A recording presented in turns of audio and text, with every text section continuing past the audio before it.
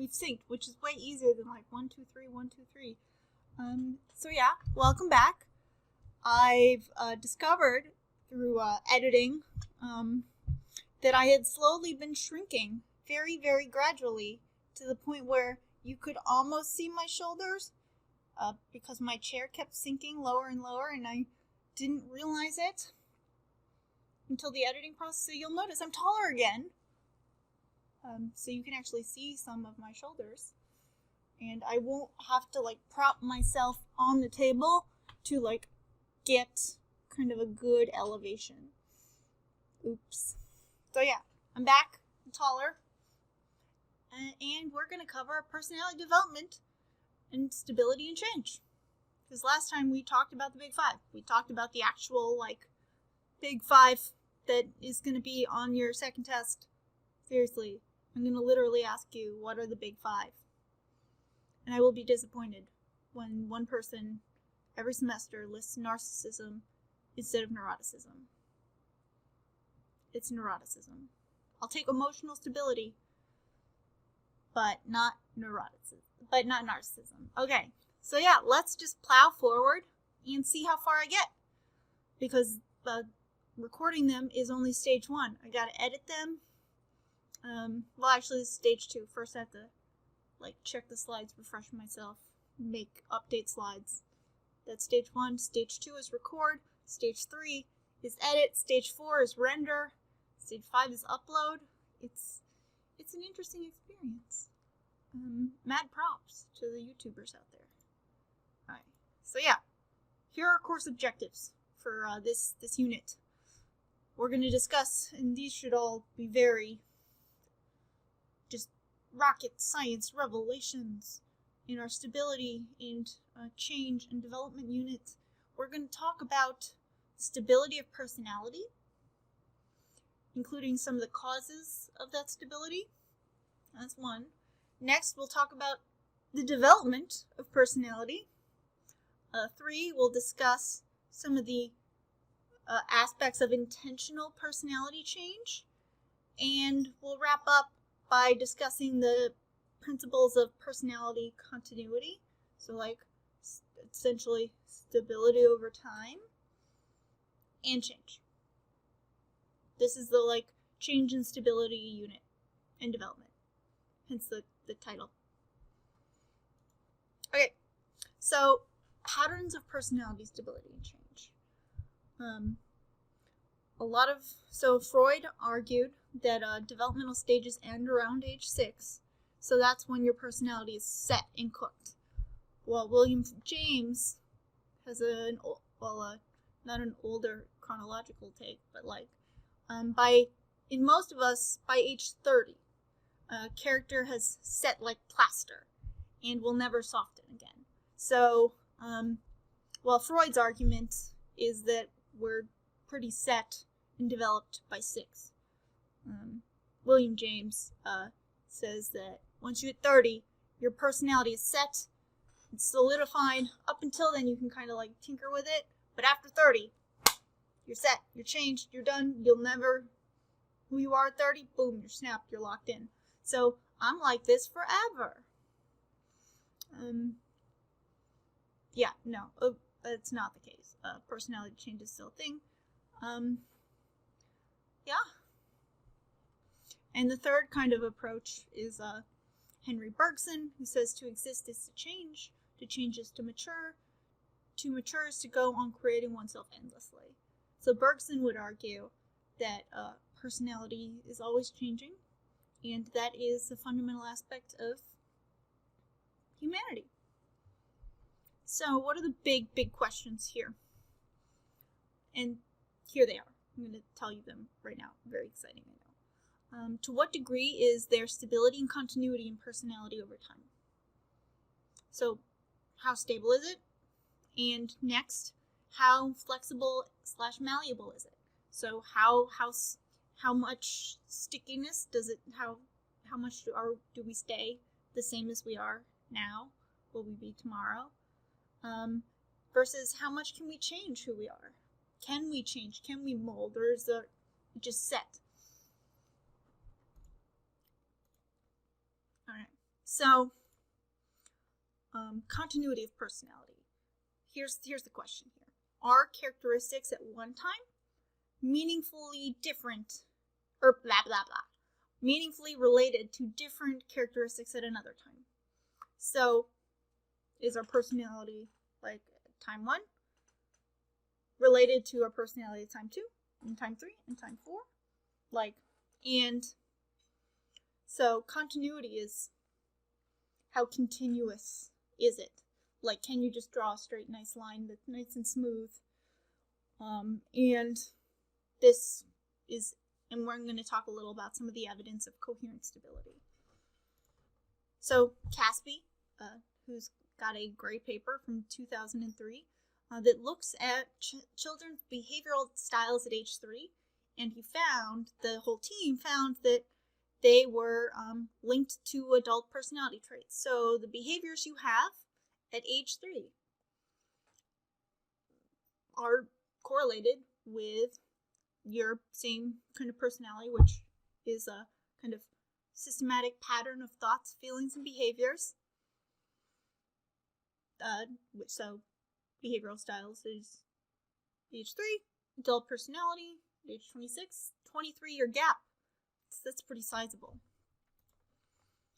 Had about 900 participants, and at age 3, kids were classified into 5 temperamental types: well-adjusted, confident, under-controlled, reserved, and inhibited. So 5 classifications. Then they tracked these kids down at age 23, 26. I cannot talk today at all. And here they used informant reports, so they had their peers, or others, so essentially not them, fill out the big 5 inventory. And they also looked at self-reported personality traits using the MPQ. The idea here is to see if all these different measures, like both peer reports at time 2, so time 26, as well as self-report, also time 26, if those are associated with age 3. So I've got more detail here about the age 3 types. So well-adjusted, I've got lots of information on all this stuff. We've covered the big 5, but I'm going to talk about the types. Then I'm going to talk about the MPQ, so that's the multidimensional personality questionnaire. And so it doesn't perfectly map on to the big 5. It's got 3 aspects to it. But yeah, let's talk about types first. So age 3 types. We have well-adjusted, and so those are 3-year-olds who are capable of self-control when it was demanded of them.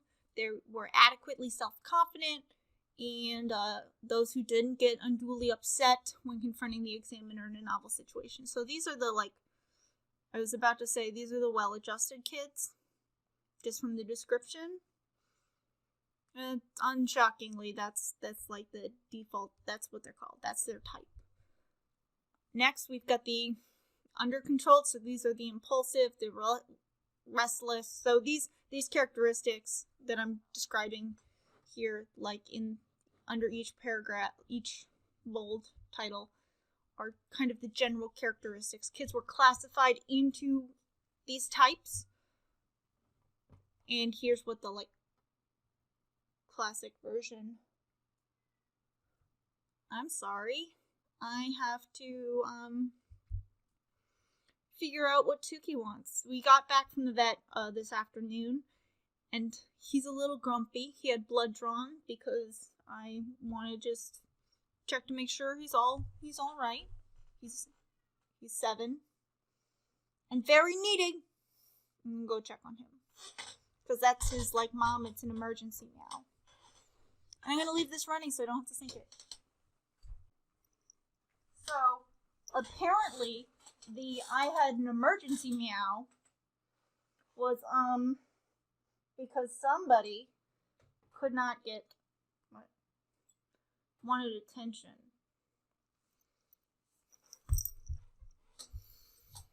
Okay, well, He was out on the catio. Can I help you? Do we? Okay.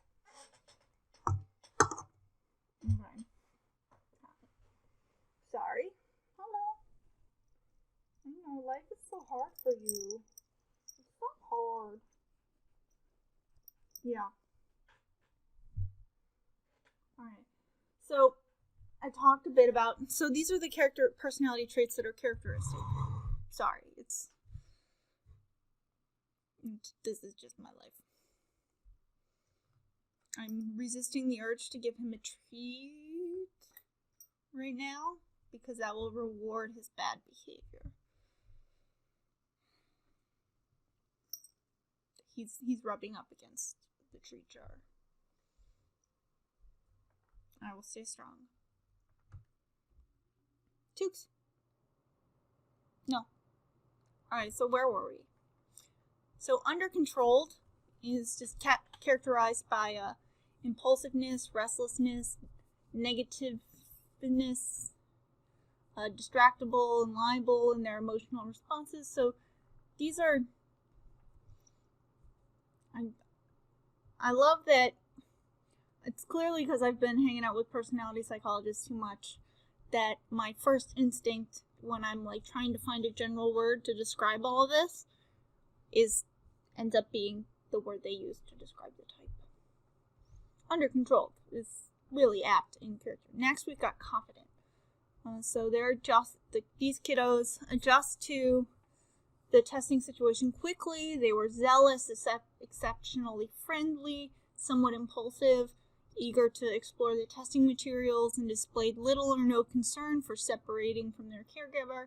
So these kids they're chill, they're brave. Maybe a little too brave. Fourth, we got inhibited. These are the socially reticent, fearful, easily upset by the examiner. They're shy. 2K. Stop it. It's not happening. Sorry. I'm here to serve him. Except he's 14.8 pounds of kitty. It's not happening. So, last is reserved. So this is a little bit different from inhibited, but not super. So reserved were timid and somewhat uncomfortable in the testing session. However, unlike inhibited kids, their shyness was not extreme and their caution didn't interfere with their task orientation. So, like, less extreme version of inhibited. So they're functional. Alright, so those were the types. Next, the multidimensional personality questionnaire captures essentially 3 kind of big factors. You'll maybe recall this from the essential trait approach, where I mentioned that Hans Eysenck's, it wasn't like it got blended as one word in my mouth. And Tellegen kind of had these 3 chunks of negative emotionality / neuroticism, like they mapped on pretty nicely to each other. Constraint versus dishibition, that is the one that didn't map on so nicely, because Eysenck had a psychoticism, which is really unfortunately named. And third was positive emotionality, which Eysenck mapped on to extroversion. So they have these as self-report, and they're fairly reliable. You're welcome to read, as you have the slides, and you can pause this. Look at kind of high score, low score on the different components of these factors. And last, we got the big 5. You all remember these, because I've told you about them and told you they'd be on the test. So here's what the adult traits looked like. Excuse me. For the big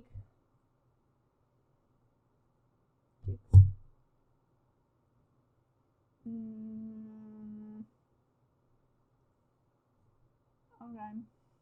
Sorry. I hope you're entertained at least by my Ughness. So as you can see in this diagram here, we've got all the big five factors laid out here, and they're plotted by type. So each of these lines is a type. So here we have under-controlled, and they average levels are 0 across the sample. So if you have scores below 0, that's the standard that's in standard deviation units. So a point -23 means that the average person in the inhibited group has a negative is 0.23 standard deviations below average. Like that's the average of that group is much lower than the average of the sample. So inhibited has lower levels of extroversion, typical average levels of agreeableness, a little bit higher in conscientiousness, and a little bit lower in openness. Everything else is pretty much in the zeros. Well-adjusted, pretty much everything is close to 0, a little bit higher, a little bit lower. But well-adjusted, they're a little more open-minded, but not that much more. And honestly, I would argue that this is probably just a product of the other two groups. It's a statistical thing because of how they calculated these Z-scores. So well-adjusted, pretty standard profile. Confident, these kiddos, it's this orangier line. There. Oh, here it is. Like I can't see. So confident, they're a little extroverted, but everything else is pretty standard. A little higher on openness to experience. Under-controlled, you got low levels of agreeableness, so they're disagreeable. And super impulsive. That's low levels of conscientiousness. And high levels of neuroticism. And low levels of open-mindedness. This is the extreme profile. Everything else. And then you got reserved there. A little chiller. Inhibited. Low levels of extroversion. Higher levels of conscientiousness. So like none of these distribute like these mountainy, liney things surprises me personally, and it gives you a sense of there are differences. So the kiddos at age 3, their personality profiles at age 26 are consistent with the profiles they had as kiddos. We don't tend to use profiles because of all those issues with types. However, one of the challenges of working with longitudinal studies tracking people down after the fact, is you can't go back in time and get more modern measures. So you have to work with what you have and make them work for you. So they had to work with these types. That's all they had. Here are similar kind of breakdowns by the MPQ. Very similar. You're welcome to check these out. But the same idea holds. Like inhibited, super levels of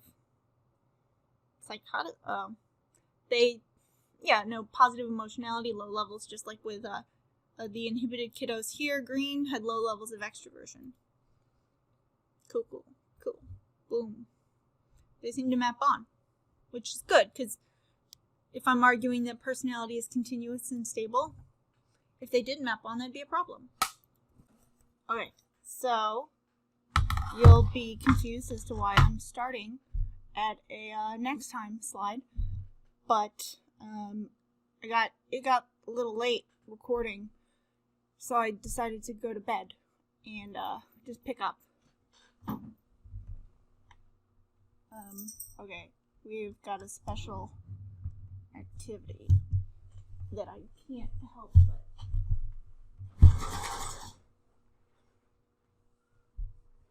we got knuckleheads, so I'm just gonna watch them for a bit. Of course, that's what they. Oh, we're done. Apparently, Tuki has claimed the tree. You guys don't want to put on a show? Sorry.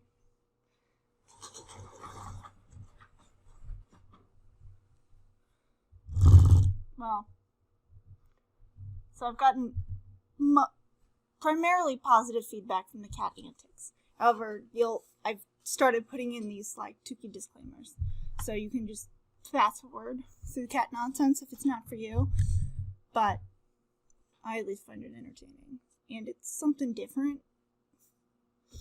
So anyway, so next time I'm gonna talk about. Oh yeah, no, they're done. We'll probably have a special guest in like 30 nanoseconds, because Tukey has to celebrate his victory. Toot. Oh, he's just. Hi. Ah, here we go. Again, I know you either find Took and the cat antics hilarious, or you're like, just please move on, lady.